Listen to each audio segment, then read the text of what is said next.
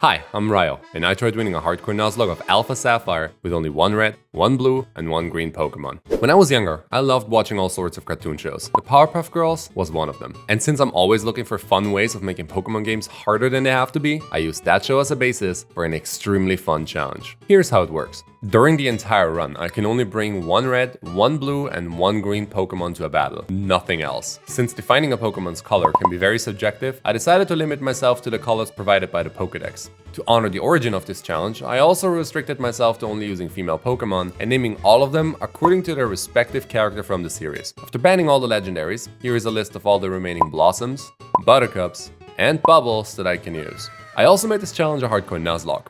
Aside from the standard rules, like if a Pokemon faints it can no longer be used, and that I can only catch the first valid encounter per route, I'm also not allowed to use any healing items in battle, have to play on set mode, and cannot overlevel the gym leader's ace before the start of the battle. And if I ever black out, I have to restart the run. Before we get started, let me know what your favorite cartoon show was in the comments down below. Also, I'm always trying to find fun ways to make Pokemon games more interesting, so if you enjoy this kind of content, don't forget to like and subscribe. So with all that out of the way, let's see if Blossom, Bubbles, and Buttercup have what it takes to become Pokemon champions. As always, this little adventure starts in Little Road Town. After jumping out of the back of a moving truck and trying to run as far away as possible from the people that locked me in there, I stumbled over Professor Birch. He's getting chased by a feral Poochyena, and so it is up to me to choose the first of many superheroes to save the day. While Mudkip is definitely my preferred choice here, we get more than enough water-type Pokemon, so I decided to go for Torchic instead. And it's male. So I let the professor run around for a little while longer until I opened his suitcase often enough to finally find our first Blossom. She makes quick work of the ferocious puppy and my rival Brandon's Mudkip right after. With that, I received my first Pokeballs that I immediately put to use by catching a Wurmple on Route 101. Since I now had two red Pokemon, I could never use them at the same time, so I put Wurmple into the box and headed over to Route 102 where I caught Bubbles the Surskit. Then we head to Petalburg City to talk to our father and meet Wally. He's somewhat of our second rival in this game, but he isn't really important until his final fight much later in the video. After teaching him how to catch his first Pokemon ever, I evolved Wurmple into a Cascoon, then a Dustox, and caught a Shroomish in the Petalburg Woods. I couldn't really use her until she evolves though, because she was a brown Pokemon. Since I now had 3 different color team members, I had a full squad of superheroes. Their first mission? Save the researcher of the multi-million-dollar Devon company from a Team Aqua grunt to earn their trust and gain massive financial support to open a cupcake store, which they handled quite easily. I then headed over to Rustboro City, where it was time to take on the first gym. Roxanne is pretty free, so this shouldn't take too long, is what I would have said if my entire team didn't just wipe to the first gym leader. And it wasn't even close. So I restarted the run and made sure to catch the much better Lotad than the 1% Surskit encounter. This should make this gym a lot easier. Aside from Wurmple not wanting to be a Dustox this time around, I got Tailo over Shroomish in the Petalburg Woods. Keep her in mind because she's going to be very important later on. I was planning my encounters as I went through the game, so they're not really optimized yet. It will get much better later on because I'll figure out what Pokemon are actually good for the run. Anyway, with my new team of 3, it was time to face Roxanne again. I didn't want to wipe a second time to one of the easiest gym leaders out there, so the level cap of 14 came in handy because it allowed me to evolve Buttercup into a Lombre, which would make things much easier. Roxanne leads the battle with Geodude as I sent in the only Pokemon that stands a chance against her rock types. Right off the bat, Bubbles brings Geodude down to 1 HP and activates its Sturdy ability. It then retaliates with a Rock Tomb, lowering Buttercup's speed. I then went for another Bubble as Roxanne tries to heal her Pokemon, but it didn't really matter because Geodude goes down to another Bubble. Then the gym leader sends in her ace Nosepass. I went for a Soft Absorb to heal back some of the damage as she went for a hard-hitting Rock Tomb, lowering my speed once more. An Oranberry healed Buttercup back to half health. She kept healing herself with Absorb as Nosepass only went for a useless Harden. Roxanne then decided to do barely any damage with Tackle, and so 2 more Absorb managed to take Nosepass out, and with that, win me the first batch.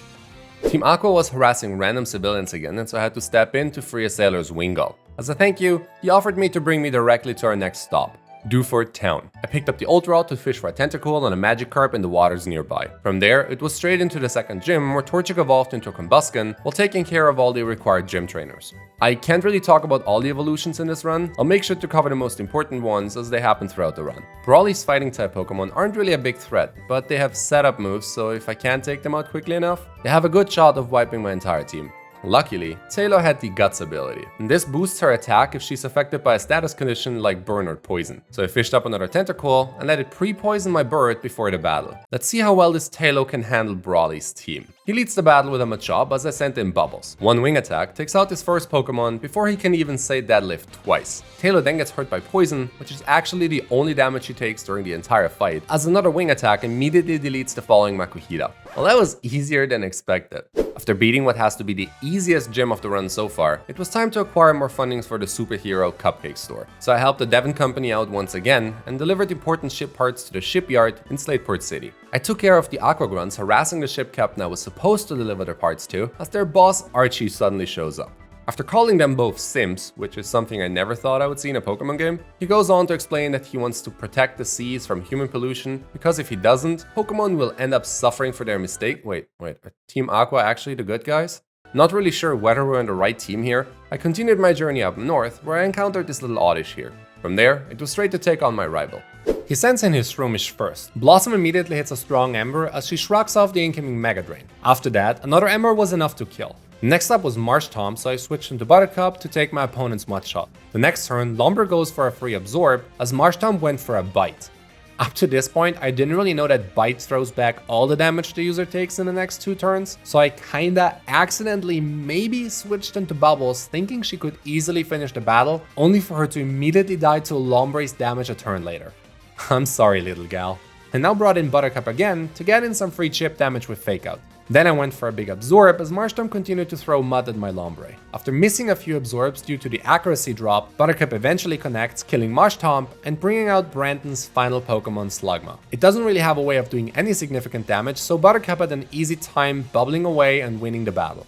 With my rival defeated, I could now make my way to Mawile City. This opens up some new opportunities to gather some more superheroes. I used the old route to fish for a Goldeen on Route 111 and got a Marilyn Route 117. Not the best encounter I can get here, but she's the only fairy type on the list, so she'll do. This is also where Bubbles Oddish evolved into a Gloom. I was ready for Watson. Or not. Up to now my team wasn't necessarily full of electric type resists, so this could be tricky. He sends in his Magnemite as I sent in Gloom. I then accidentally went for a Stun Spore instead of a Sleep Powder, which doesn't affect electric type Pokemon. Then the little magnet paralyzed my plant with a Thunder Wave. On the next turn I went for the intended Sleep Powder, as Magnemite uses Volt Switch to switch into Magneton, and I miss my Sleep Powder once again. So far I have accomplished nothing in this battle. But then luck was on my side, as Magneton misses a Supersonic and Bubbles avoids full para and finally connects with a Sleep Powder. With the 3-out Cyclops asleep, I could now safely switch into Blossom. A following double kick did massive damage to one of them being a crit. Magneton then wakes up to miss another Supersonic. Who thought a 55% accurate move would make any sense in this game anyway? Watson then tried to heal his ace back to full, but 2 more double kick were enough to eventually take it out. Next came Voltorb. It only went for a charge as Blossom continues to kick the gym leader's Pokemon through the battlefield. It was now threatening Combusken with a boosted Volt Switch, and since it wasn't the bulkiest of chickens, I switched her out for Bubbles. Voltorb then continued to spam charge for 3 turns until I eventually put the angry Pokeball to sleep. From there it was back to soccer training as Blossom finished Voltorb and Magnemite with a double kick each, winning me a 3rd batch. While heading towards Falarba Town, I picked up a Numel on Route 112 and a Slugma on the Fiery Path. Outside of my starter, these are the only Fire-type encounters that I am allowed to get. They both evolve at higher levels though, so until then, Combusken will do just fine. I usually skip over trainer battles because they're pretty uneventful, so you probably know what's coming next. Ace Trainer, Wilton. This battle went less than ideal. Before the fight, Bubbles was already burned from catching the Slugma. On the first turn, Electrite paralyzes Blossom, which she luckily healed with the berry she was still holding from the 3rd gym. But then she triggered my opponent's static ability while trying to double kick the little thing. With 2 of my Pokemon affected by status moves and Bagon resisting all of my stab attacks, it only took him a few hard-hitting headbutts to delete my entire team. Since I wasn't allowed to use Slugma, I managed to wipe to a random trainer by being greedy and just wanting to go to the next city real quick. Well, all good things are 3, they say. So back to the start. After playing through the entire early game once again, I prepared for the unavoidable Ace Trainer on my path. The only difference to my previous attempts were that Wurmple finally evolved into a Dustox and that I didn't lose Tentacle to Brandon. Everything else happened pretty much the same way. After successfully making it to Falarba this time around, Brenton told me that Team Aqua abducted the local meteorologist Professor Cosmos. Since someone with a PhD could be a useful asset to my superhero cupcake empire, my 3 little companions and I immediately headed over to the Meteor Falls. I picked up a Swablu on the way and freed the scientist by taking out Team Aqua admin Shelly in a double battle with Brandon. The professor overheard that Team Aqua had plans to use a stolen meteorite for their campaign of reshaping the world, so it was straight to Mount Chimney to stop them. After almost wiping to our required Grunt and his minimized Grimer, I deleted Shelly's team once again and headed straight into the battle with Aqua leader Archie.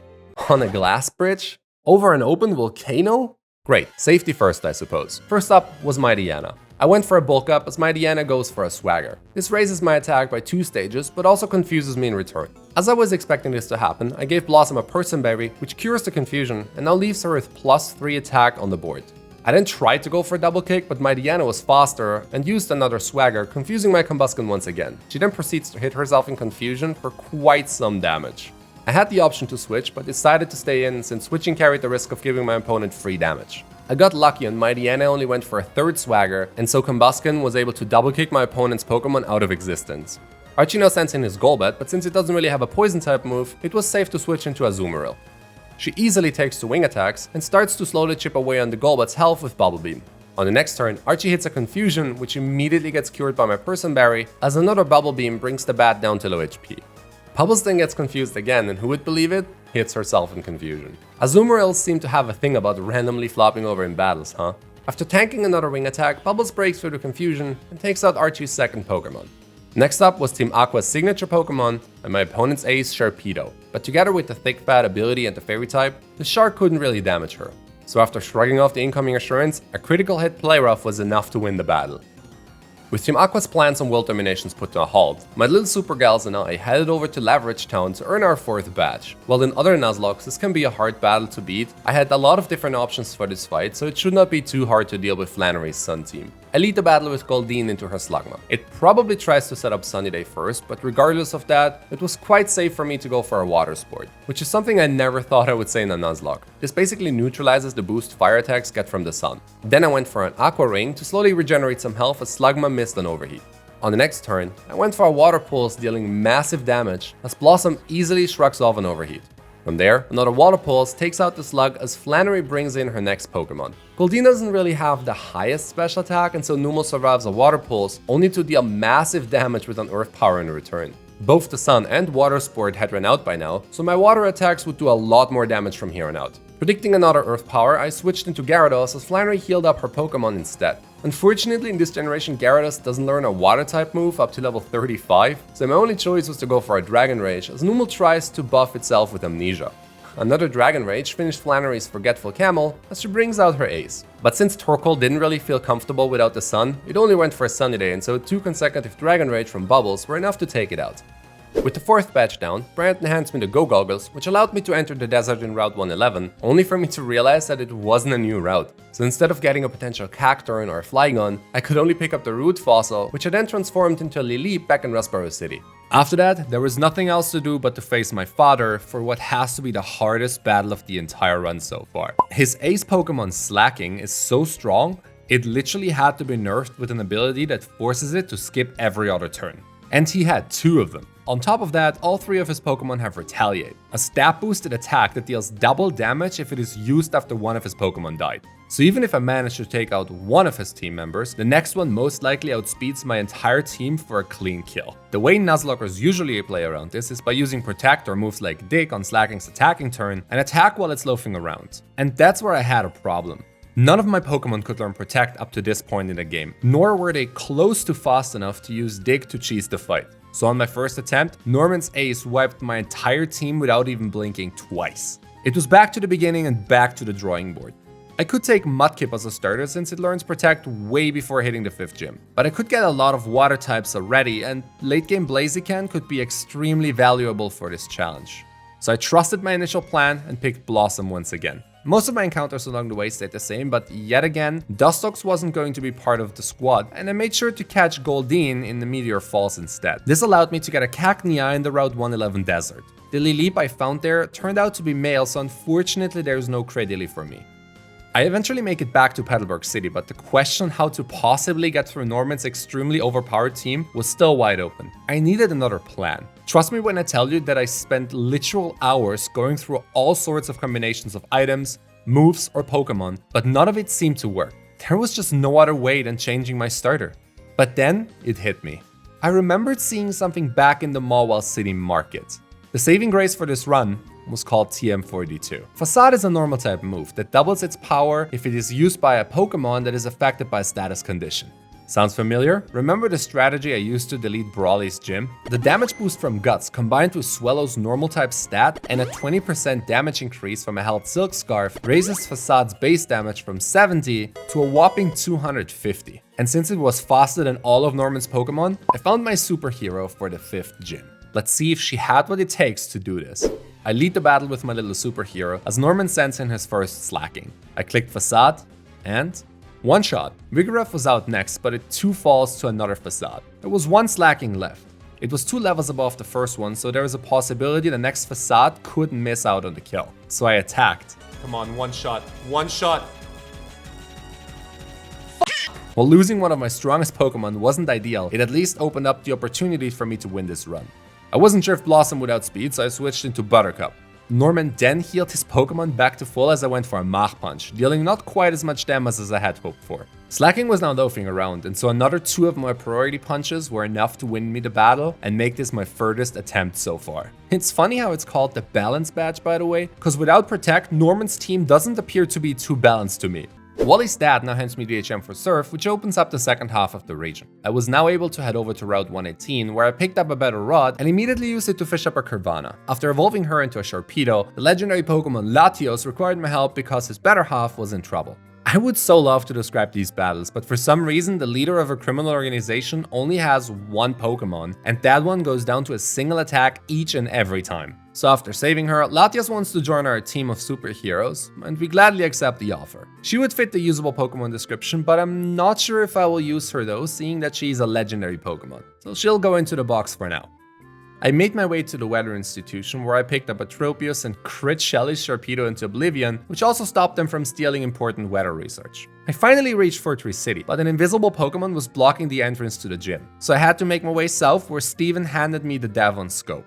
A handy piece of technology that I could use to detect invisible Pokemon. The Kecleon blocking my way doesn't really count as an encounter for this route since it is mandatory to continue the game. Instead, I picked up an Azumarill from the lake below the bridge and a Whiscash from the Scorching Slab. You might have noticed that egg that I've been carrying around for quite some time now. I picked the little thing up back in Leverage Town, but the Wynaut waiting inside turned out to be male, so I couldn't use him for my team. Now, the 6th gym was waiting. I needed a special team for this gym since a lot of my strongest Pokemon struggled against a flying type matchup. After some tinkering, I came up with a strategy that might work out. I brought Camerupt as Blossom, Gyarados as Bubbles, and I never thought I would say this, Tropius as Buttercup. And it was time to take on Winona. After staring at her enjoying the air condition in her gym a little too much, she sent in her Swallow as I sent in Camerupt. This was a risky lead since Rockslide had a chance of not KOing her first Pokemon, which knows Double Team, Endeavor, and Quick Attack. All annoying moves to play around. Anyway, Swallow raises her evasion with Double Team as I missed my first Rockslide. But then she goes for another greedy double team as Blossom eventually connects and one-shots Vanona's first Pokemon. Then she sends in her Pelipper. I needed Blossom to stay healthy, so I switched into Tropius. Since I didn't attack, Pelipper missed a Protect and on the next turn goes for a weak Aerolase as a Magical Leaf does slightly more damage in return. After some back and forth, Pelipper was finally low enough. Predicting it was going to Protect on the next turn, I set up Sunny Day. It went for a Roost instead, so I continued to whittle it back down with Magical Leaf. With my opponent in the yellow, I switched back into Camerupt. She tanks us off the Aerolase and a Water Pulse, only to miss a Rock Slide right after. After protecting a turn, Pelipper then goes for another Roost, healing itself to full once more. Blossom then hits a critical hit Rock Slide, bringing it right back down to the red. Then Winona heals the Undying Bird back to full. Turns out, a Phoenix is actually just a burning Pelipper.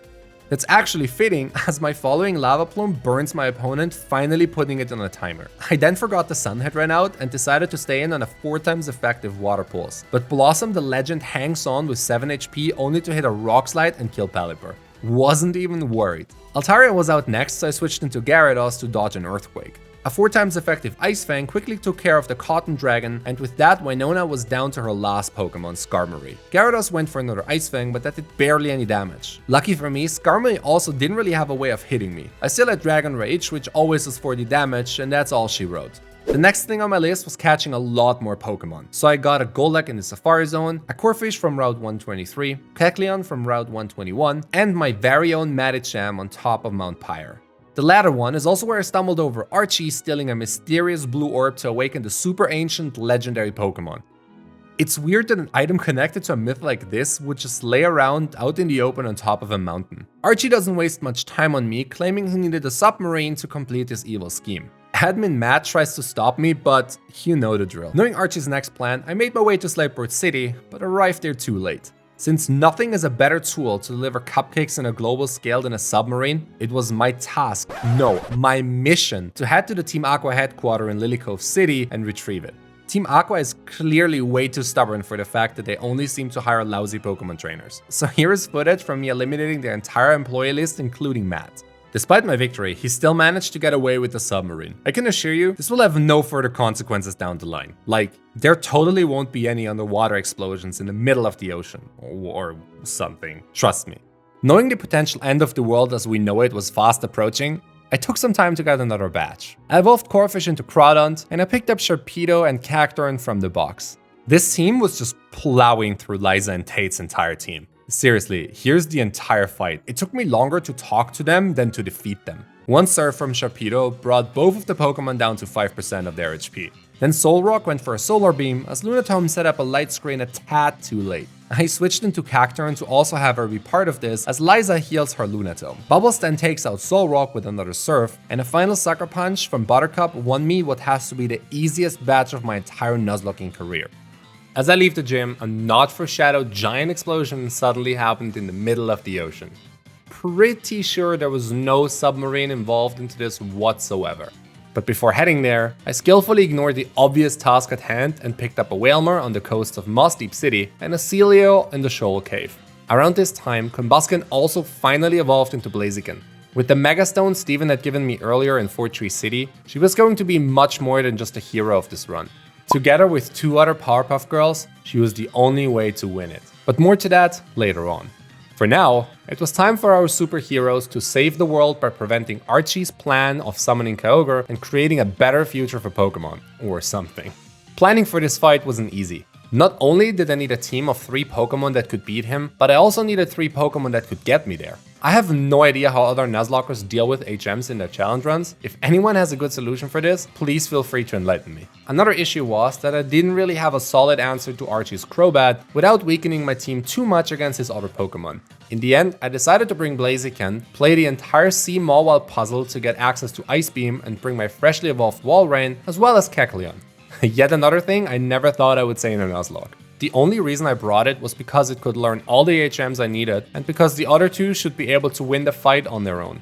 So without further ado, here's the final fight against Archie. As always, my Deanna was out first. I sent in Blossom, and since Archie was going to metamorph his shark as soon as it came out, I went ahead and special summoned my Blaziken in defense position. This changes her ability to speed boost, which means she gains +1 speed at the end of every turn. So after protecting, Blossom does what she has always done to the Poochyena line and takes the puppy out with 1 kick. Well, 2 kicks. Muck was out second, but stands no chance against an Earthquake. Now Archie sends in Crobat, so I switched in Bubbles as it only went for a Haze? I didn't know the AI would try to clear stats if I had any boosts. Well, I'll take the free switch. Bubbles absorbs a weak Acrobatics, and thanks to Ice Beam, one-shots the frail bat right away. This leaves Archie with his ace and last Pokemon Sharpedo. Since I needed both Surf and Dive to get here, as well as the Ice Beam to take out the Crobat, I didn't really have a way of dealing any significant damage to it. But I also didn't want to risk taking too much free damage from switching, and so I decided to stay in. Archie then Megavolves his Shark, which massively increases its damage as it starts crunching away on Bubbles. A held Citrus Berry healed back a decent amount of HP as she retaliates with some good Ice Beam damage. Then Sharpedo lands a critical hit Crunch as an Ice Beam brings it down to low HP. Bubbles was now way too low to stay in, so I switched into Buttercup to sacrifice her and get a free switch into Blossom. Kecleon then tanks an extremely hard-hitting Crunch and changes to a Dark type due to its color change ability. After getting healed by a Citrus Berry, she now tanks another Crunch much better due to Dark type resisting itself, and instead of being Death Fodder, she comes in clutch and shows the Shark who's boss with a final Rock Smash. It wasn't much, but it was honest work considering she was supposed to die in this fight. Archie was defeated, but he still used the blue orb from Mount Pyre to summon the God of the Sea. What's the point in fighting if he was still going to use that? Anyway, Kyogre flees the cave and summons heavy rainstorms to drown the land. Since drowning the land isn't that great for a cupcake business, it was time to save the world. While heading to Sootopolis, I also found this little lanternfish in an underwater cave. We're going to need her in a second. Steven informed me that the super ancient legendary Pokemon was hiding in the Origin Cave, and despite there being at least 10 functioning adults that could handle this situation, including the guy that caused it all, they leave it up to me, the child, to defeat a god all on my own. I eventually reached the bottom of the Origin Cave. This cute fishy then takes me for a dive and megavolves into its primordial form, but I just throw a Master Ball and the god of the sea was now under my control.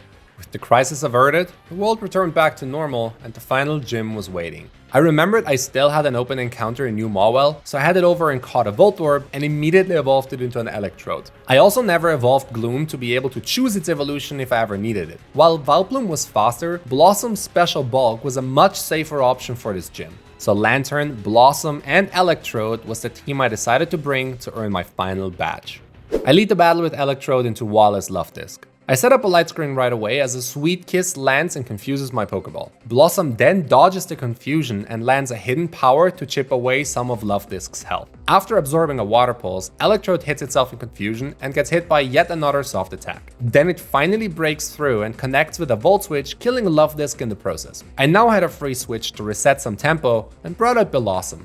I forgot to change her name, so just pretend it says Buttercup down there. This brings out my Lotic instead of Wishcash, which is pretty good since 2 of my 3 Pokemon are weak to ground type attacks. Buttercup then outspeeds to connect with a Sleep Powder due to her wearing the white lens. I then safely switched into Lantern and hit a strong discharge before my Lotic wakes up and hits a Hydro Pump. From there, another discharge finished Wallace's second Pokemon, which now brings in the feared Wishcash. I had no other choice but to hard switch into Blossom, but Wallace gave me a free switch as he only went for a Mud Sport. From there, one Mega Drain one-shot the Catfish, which now brings out Celio. Buttercup then missed the Sleep Powder, but Celio for some reason didn't attack and only went for an Encore. This means that Buttercup was now locked into Sleep Powder, but after missing another one and tanking an Ice Beam fairly well, she eventually connects and the Sea Puppy falls asleep. I then switch into Electrode and one discharge was enough to pick up the kill. Last was Seaking, but it too went down to a single discharge. And that's it, 8 badges down. It was time to head to Evergrande City and the Victory Road. I was trying to rush through to the end and accidentally lost Camerupt and Blossom to some silly mistakes. But they aren't really important for the rest of the run anyways, so that's not a big issue.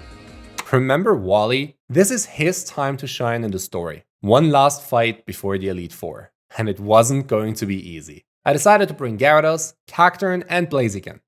The young trainer starts the battle off with his Altaria, and if we know one thing, then that a 4x weakness isn't great for squishy Pokemon. Wally now sends in his Magnetone, which threatens me with a 4x super effective move on its own. So I switched into Blossom to tank the Flash Cannon. I don't know why he didn't go for the super effective move, but okay. Similar to Archie, it was time to Mega Evolve my trusted starter and Protect to gain the free speed boost.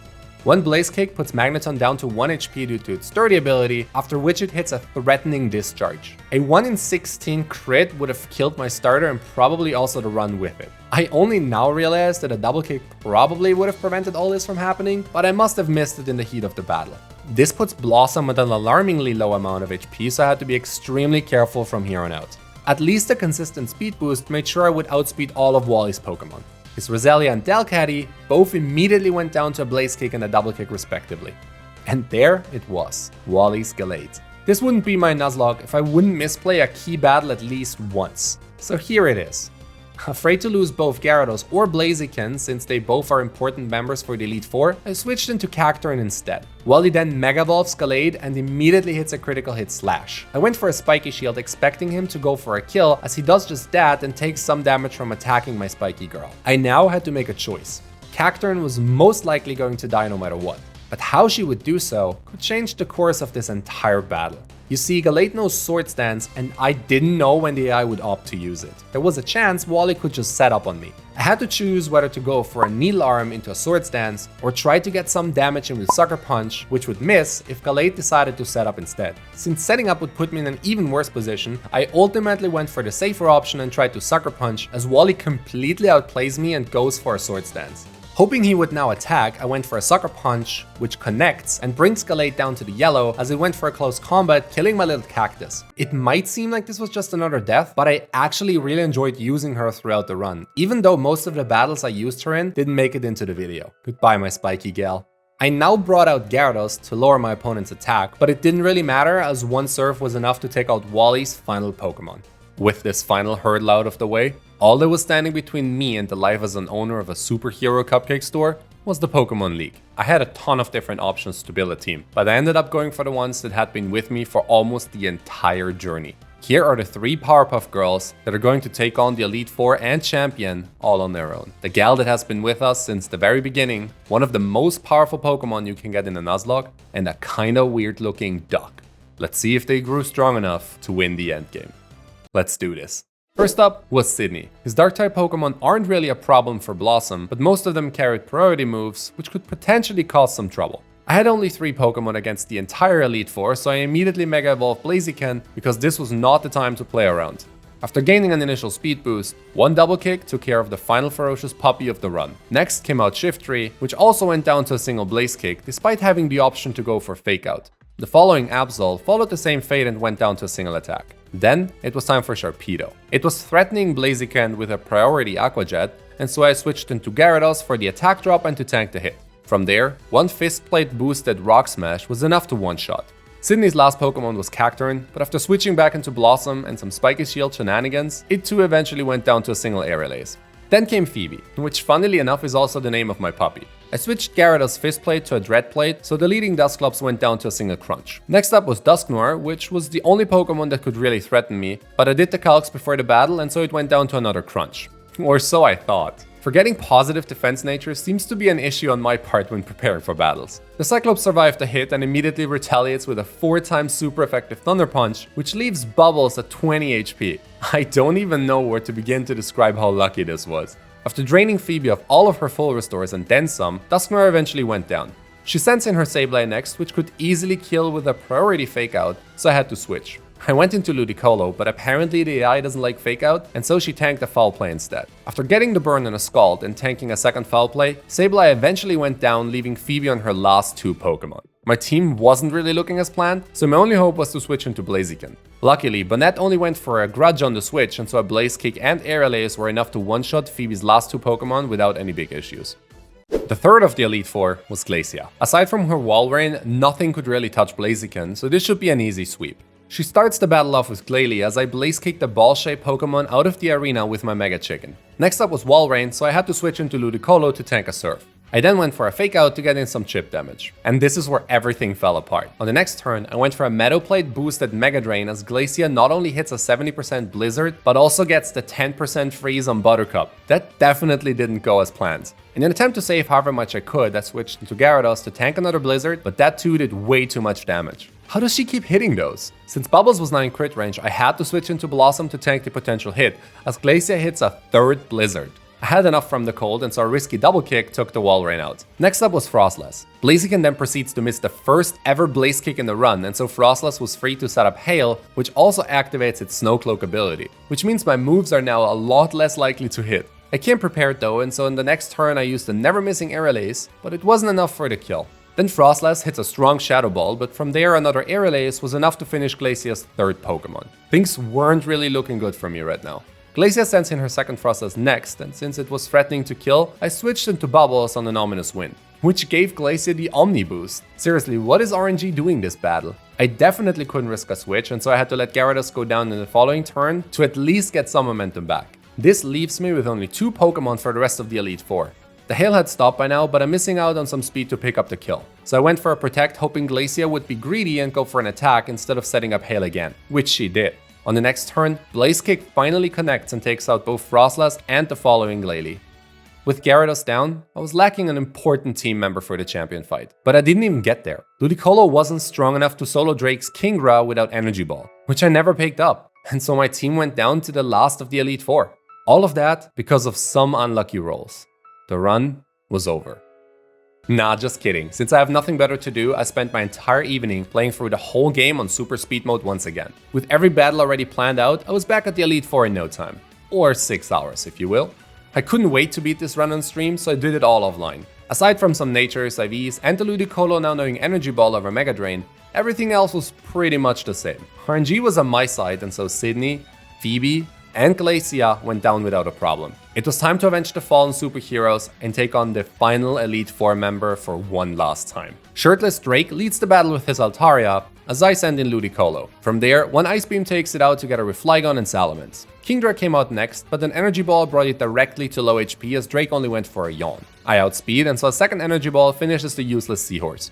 Buttercup now falls asleep as Drake sends in his final Pokemon. I switched into Gyarados expecting her to take some damage from Flygon, but it only went for a Supersonic, which it missed. Again, 55% accuracy for a confusion? Why? On the next turn, a final Ice Crunch was all it took to bring me to the final battle of the run. The champion was no other than Steven, the heir to the Devon Empire. The last obstacle standing between me and the cupcake funding promised to me by his father. I had only one thing in mind: cupcakes. Cue the Cynthia theme! He leads the battle with Skarmory, which was already a threat to my team. I send in Buttercup and immediately went for a Fake Out to break its sturdy ability. Then I brought the Metal Bird down to low HP as it only sets up a layer of spikes. From there, another Scald took it out. This now brings in Cradili. Fun fact, I always thought it looked super silly, but once I realized its eyes are actually on the side of its head, I kinda started liking it. Anyway, an Ice Beam did quite some damage, but so did Cradili's Sludge Bomb, which also poisoned Buttercup. With Ludicolo now on a timer, I tried to have her deal as much damage as she could. A second Ice Beam must have been a high roll because it was enough to pick up the KO. Next up was Steven's Armaldo, which also dropped to a single Scald. Aggron came out fourth, and this thing was a massive threat to my team. This was Buttercup's last turn of the run, and so I tried to at least get some damage in. But even if I had enough to kill, Sturdy would always leave Aggron on 1 HP, so Steven could just heal the Titan back to full. Unless I get the burn with Scald and both Aggron and Ludi go down Romeo and Juliet style on the same turn. Or something, I didn't really read the books. Since Steven was going to bring out his ace last, I knew Claydol had to be next, and so I switched into Bubbles. I then went for a Dragon Dance, as it only went for an extra Sensory, which is its only damaging move against Gyarados right now. It barely manages to leave a dent, and so I went for another Dragon Dance, and Claydol went for a Reflect. I now had to stall 5 turns in order for the screens to go down the moment I kill Claydol. A third Dragon Dance increases my attack and speed even more, as Claydol still does no significant damage. After setting up a 4th time, Bubbles was now in really low HP, but the screen was up for another turn. So I Mega Evolved her, which replaces her flying with a Dark type, letting her dodge a final extra Sensory and freely set up a 5th Dragon Dance. A +5 Waterfall then easily kills Claydol, as Steven sends in Metagross. He Mega Evolved, but I outspeed, and a final Earthquake was all it took to win the game. I did it! After some hiccups, I managed to win a run with only 3 Pokemon, and I probably could have done it without Mega Evolutions too. Who knows? If you enjoyed this video, please consider to leave a comment, like and subscribe. It goes a long way. Also feel free to check out my other video where I tried to win Platinum only using hot Pokemon. Thanks for watching.